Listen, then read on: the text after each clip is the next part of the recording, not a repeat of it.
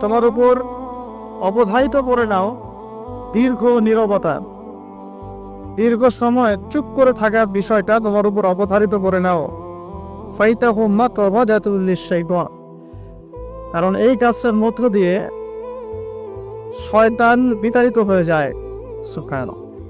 ওয়া আউনুল লাকা আলা আমরি দীনিক, দীর্ঘ সময় চুপ থাকলে তোমার দিনের প্রতিটা কাজ করার ব্যাপারে আল্লাহ তোমাকে সাহায্য করবে, বা দীর্ঘ নীরবতার ব্যাপারটা দিনের প্রতিটা কাজ করার ক্ষেত্রে তোমাকে সহযোগিতা করবে। আমি বললাম, জিদনি ইয়া রাসূলুল্লাহ, ইয়া রাসূল সাল্লাল্লাহু আলাইহি ওয়াসাল্লাম, আমাকে আরো বাড়িয়ে দিন, আরো কিছু বলুন, আরো কিছু ওসিয়ত করুন। ক্বালা, তিনি বললেন, ইয়াকা ওয়া কাসরাতাদ দুআইক, সাবধান থাকবে, বেশি বেশি হাসবে না। ফাইন্দাহু ইউমিতুল কলিব, কারণ যারা অধিক পরিমাণে হাসাহাসি করে তাদের কলব মরে যায়, তাদের কলবের মৃত্যু ঘটে। ওয়ায়াযহাবু বিনূরি ওয়াজহি, এবং চেহারার মধ্যে নূর চলে যায়, চেহারায় কোনো জ্যোতি বা নূর থাকে না। কুলতু জিদনি ইয়া রাসূলুল্লাহ, ইয়া রাসূল সাল্লাল্লাহু আলাইহি ওয়াসাল্লাম, আমাকে আরো বাড়িয়ে দিন, আরো কিছু ওসিয়ত করুন। ক্বালা, এবার তিনি বললেন সাল্লাল্লাহু আলাইহি ওয়াসাল্লাম, কুলিল হাক্কা ওয়া ইন কানা মুররান, সর্বদা সত্য কথা বলবে, সত্যের উপর থাকবে যদিও এটা অন্যের কাছে তিক্ত হয়। সত্য কথা বলবে যদিও এটা তিক্ত শোনায়। কুলতু জিদনি ইয়া রাসূলুল্লাহ, তিনি বলছেন, আমি বললাম, হে আল্লাহর রাসূল, আরো বাড়িয়ে দিন আমাকে। ক্বালা, এবার নবীজি বললেন সাল্লাল্লাহু আলাইহি ওয়াসাল্লাম, লা তাখাফ ফিল্লাহি লাওমাতা লাইম, আল্লাহর পথে কাজ করার ব্যাপারে বা আল্লাহর পথে চলার ক্ষেত্রে, আল্লাহর দ্বীন পালনের ক্ষেত্রে নিন্দুকের নিন্দা পরোয়া করবে না। আল্লাহর ব্যাপারে নিন্দুকের নিন্দার সমালোচনার পরোয়া করবে না। কুলতু জিদনি ইয়া রাসূলুল্লাহ, তিনি বললেন, আমি বললাম যে আরো বাড়িয়ে দিন ইয়া রাসূল আমার জন্য।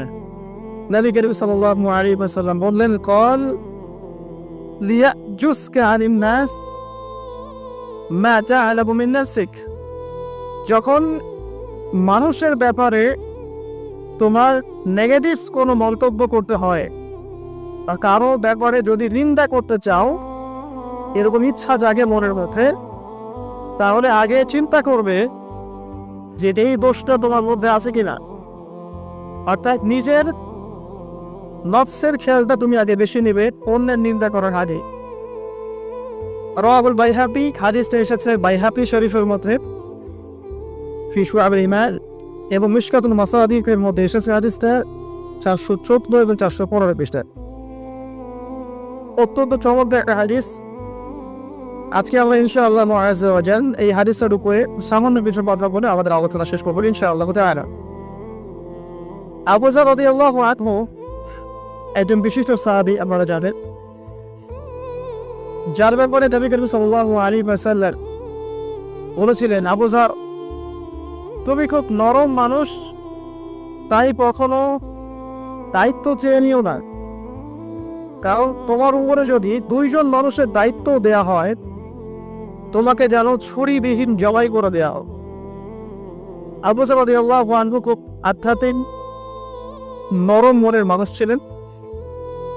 তিনি নবী সাল্লাল্লাহু আলাইহি ওয়াসাল্লামকে খাস করে বলছেন, এটা আমভাবে নয়, আমি যেমন আমভাবে সবার উদ্দেশ্যে কথাগুলো বলছি, এভাবে আমভাবে নবীজির এই কথাটা তাকে বলেন, বরং খাসভাবে বলেছেন, পার্সোনাল নসিহত, ইন্ডিভিজুয়ালি বলেছেন। তিনি বলছেন, হে আল্লাহর রাসূল, আমাকে কিছু নসিহত করো, কিছু ওসিয়ত করো। ওসিয়ত কি জিনিস? যেমন কেউ চলে যাওয়ার আগে ওসিয়ত করে, বাবা ইন্তেকাল করছে তার আগে ওসিয়ত করে, মাকে দেখিস, বোনদের খোঁজ খবর রাখিস, সন্তানদের ব্যাপারে খোঁজ খবর রাখিস, ইত্যাদি। ওসিয়ত করা মানে যে কথাগুলো আমরা অক্ষরে অক্ষরে পালন করতে চাই, প্রতিশ্রুতি ব্যক্ত করি, এরকম কথা কনভারসেশন। কিন্তু চিন্তা করেন, নবী করিম সাল্লাল্লাহু আলাইহি ওয়াসাল্লাম যদি আমাকে খাস করে কোনো জায়গায় ডেকে নিয়ে কথাটা বলতেন, কেমন হতো? মনে করেন নবী সাল্লাল্লাহু আলাইহি ওয়াসাল্লাম জীবিত আছেন বা আমরা তো সাক্ষাৎ পেয়েছি, আর আমরা কেউ একজন আমাদের মধ্যে গিয়ে বললেন, ইয়া রাসূলুল্লাহ, আমাকে কিছু নসিহত করেন, আমাকে খাস করে কিছু ওসিয়ত করেন, তখন এই ওসিয়তগুলো স্পেশাল হবে। এবং আপনি আমি কখনোই চাইবো না জীবন চলে গেলেও এগুলোর কোনো একটা আমরা ছেড়ে দেই, তাই না? আবু বকর রাদিয়াল্লাহু আনহু এই সুযোগটা নিয়েছেন। নবী সাল্লাল্লাহু আলাইহি ওয়াসাল্লাম বলছেন, প্রথম যে উসিকা বিতাকওয়াল্লাহ, আমি তোমাকে সর্বপ্রথম ওসিয়ত করছি তুমি আল্লাহকে ভয় করো। তাকওয়া কি জিনিস? নবীজি বলছেন ফাইন্নাহু আযয়ানু লিয়ামনিকা কুল্লি, এই তাকওয়াটাই সমস্ত কাজের সৌন্দর্য বর্ধন করবে তোমার জীবনে। তুমি যত কাজ করবে প্রত্যেকটা কাজ যদি আল্লাহকে ভয় করে করো, প্রত্যেকটা কাজ তোমার জীবনের সৌন্দর্য বর্ধন করবে ইনশাআল্লাহ তাআলা। খুব সংক্ষিপ্ত আকারে বলতে পারি, আল্লাহ রাব্বুল আলামিনের তাওহীদের সাথে কাউকে শরীক না করা, এক কথায় আল্লাহর সাথে শিরক না করার নাম তাকওয়া। ঠিক আছে? আল্লাহ এক, আল্লাহ অদ্বিতীয়, তিনি মহাবিশ্বের স্রষ্টা, আমাদের স্রষ্টা, সৃষ্টিকর্তা, মানবকর্তা, রিজিক দাতা, জীবন মৃত্যুর মালিক, বিধান দাতা। এই প্রত্যেকটা কনসেপ্ট আল্লাহর জন্য খাস করার নাম হচ্ছে তাওহীদ। আর এখানে যদি আমরা কাউকে সমকক্ষ দাঁড় করে তাহলে শিরক হয়ে যাবে। এই শিরকটা তিনভাবে হয়ে যায়। মানুষ চিন্তার ক্ষেত্রে শিরক করতে পারে। কেউ যদি মনে করে মহাবিশ্বের কোনো স্রষ্টা নাই, তাহলে শিরক করবে। কেউ যদি মনে করে স্রষ্টা আরও একজন আছেন বা একাধিক আছে, তাহলে শিরক করবে। কেউ যদি মনে করে যে আল্লাহ ছাড়া কেউ ইবাদত পাওয়ার যোগ্য, আল্লাহ ছাড়া অন্য কাউকে সেজদা করা যায়, নাউজুবিল্লাহ, আল্লাহ ছাড়া কেউ প্রয়োজন পূরণ করতে পারে, কেউ সন্তান দিতে পারে, কেউ কল্যাণ করতে পারে, কেউ অকল্যাণ করতে পারে ইত্যাদি, বা আল্লাহ ছাড়া কেউ বিধান দেওয়ার মালিক, এরকম কনসেপ্ট যার মনের মধ্যে আছে, এটা হচ্ছে আকীদাগত শিরক বা চিন্তাগত শিরক। আমি কি বোঝাতে পারছি? 2 নাম্বার কাজের শিরক, যেমন কেউ যদি আল্লাহকে সিজদা না করে অন্য কাউকে সিজদা করে, কর্মগত শিরক করেছে। আল্লাহ পাকের হালালকে কেউ যদি হারাম করে নেয়, কর্মগত শিরক করেছে।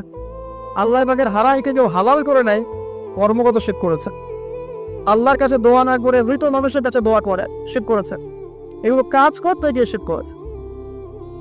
ইভেন আল্লাহর নামে কসম না করে অন্য কারোর নামে কসম করলেও শিরক হয়ে যায়। অনেক সময় আমরা হাতের মধ্যে রশি পড়ি, পাথর পড়ি, অনেক কিছুই পড়ি, আমাদের বিশ্বাস হয় এগুলো আমাদের উপকার করতে পারবে, অপকার করতে পারবে, তাহলে শিরক হয়ে না। সন্তান আল্লাহ দেয়, যদি আমরা মনে করি যে মাজারে গিয়ে দোয়া করলেই সন্তান পাওয়া যাবে, শিরক হয়ে যাবে। আর শিরক এমন একটা পাপ যে পাপটা আল্লাহর পাক তওবা ছাড়া মাফ করেন না। মৃত্যুর আগে যদি তওবা করে মানুষ, ইনশাআল্লাহ আল্লাহ পাক মাফ করে দিবেন। যদি তওবা না করে মারা যায়, সম্ভাবনা বেশি ওই ব্যক্তি জাহান্নামে যাবে, নাউজুবিল্লাহ। কারণ প্রত্যেক 1099 জন মানুষ জাহান্নামে যাবে যাদের আমল নামায় শিরকের পাপ থাকবে।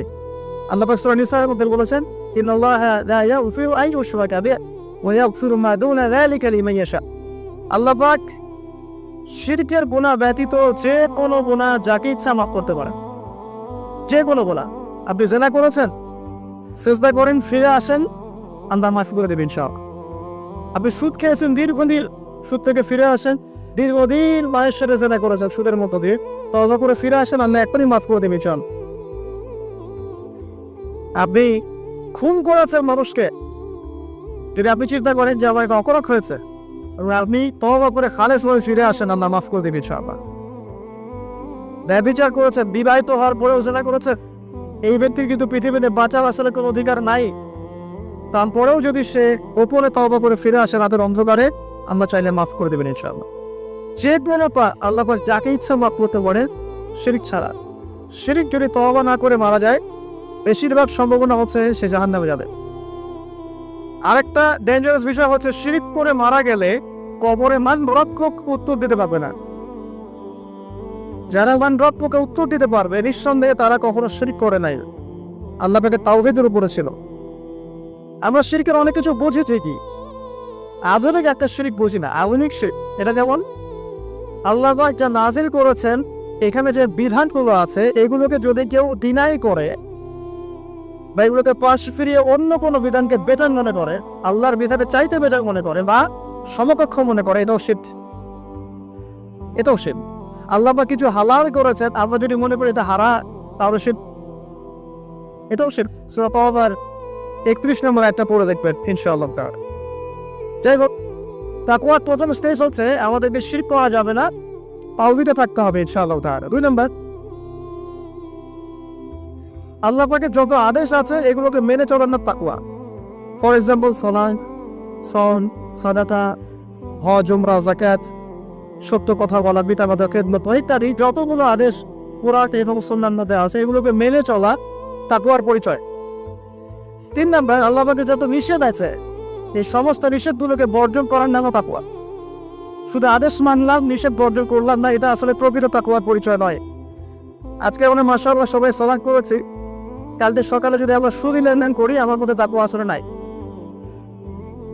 আমি ধর্মীয় জীবনে পাক্কা মুসল্লি হলেও অর্থনৈতিক জীবনে পাক্কা সূক্ষ্ম থেকে গেছে।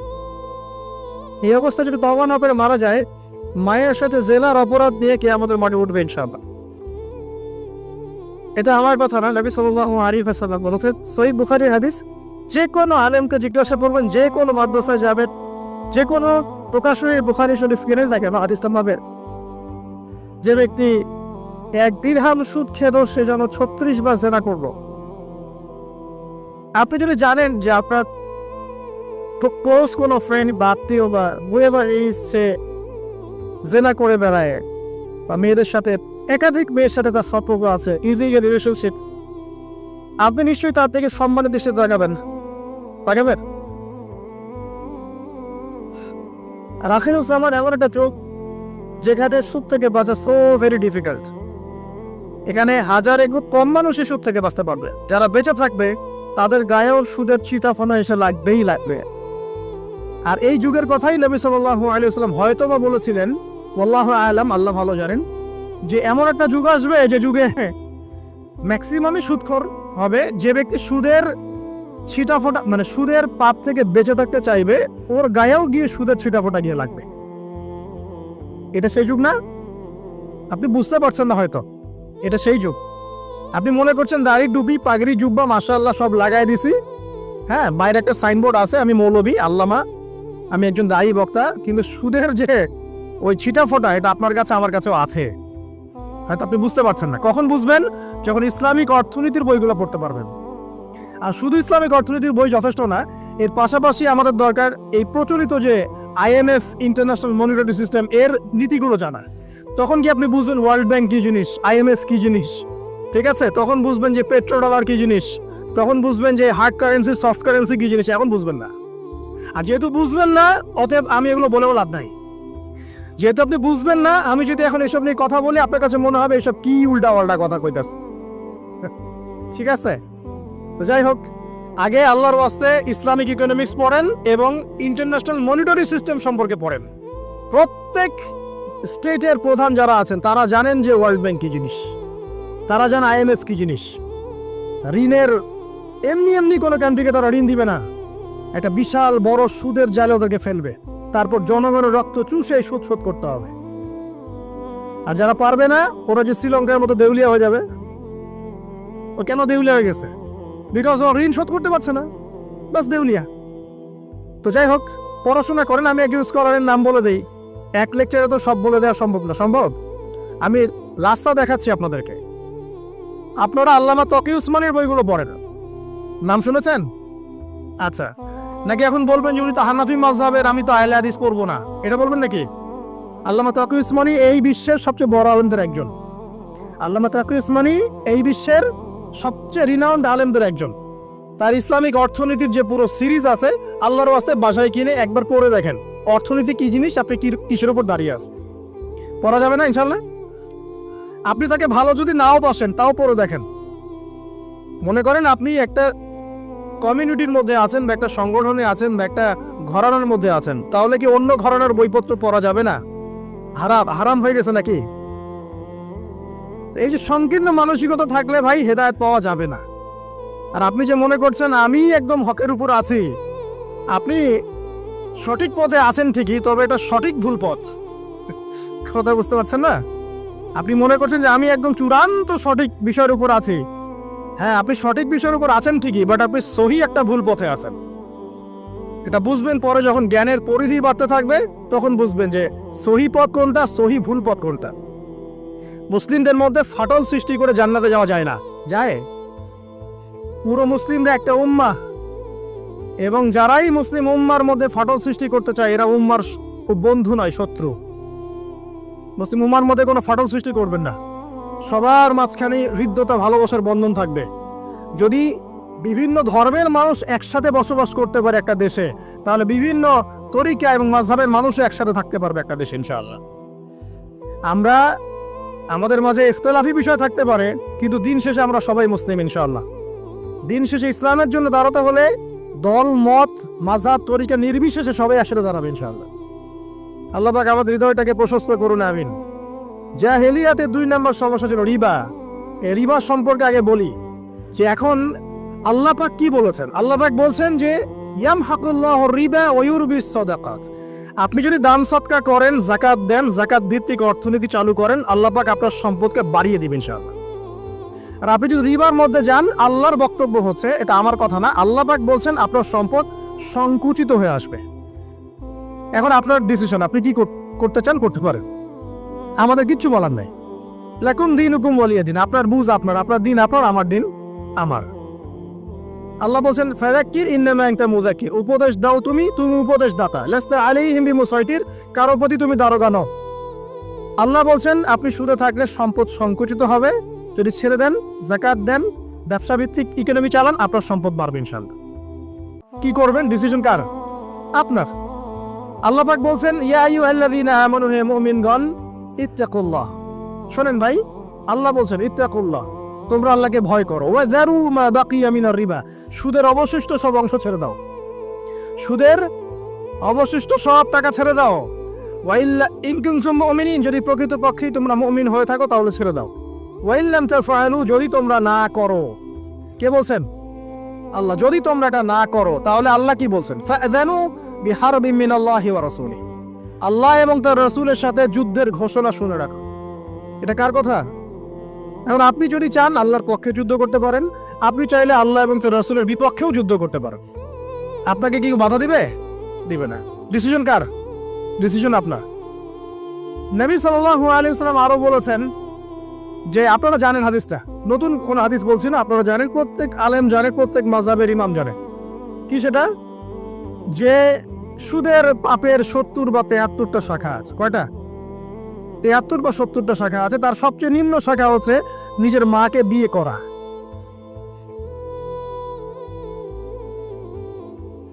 দেখলেন আমাদের অন্তরে কি কথাটা আঘাত করলো? আপনি কি আপনার মায়ের সাথে, নাউজুবিল্লাহ, আপনি কি আপনার মাকে বিয়ে করতে পারবেন? এটা কি কোনো ব্যক্তির পক্ষে সম্ভব? কিন্তু নবী সাল্লাল্লাহু আলাইহি ওয়াসাল্লাম বলছেন 73 শাখার সবচেয়ে নিম্ন শাখা হচ্ছে সে ব্যক্তি যেন তার মাকে বিয়ে করলো। আর সর্বোচ্চ শাখা কি? ওই যে আল্লাহ এবং তার রাসূলের সাথে কি করা? যুদ্ধ করা।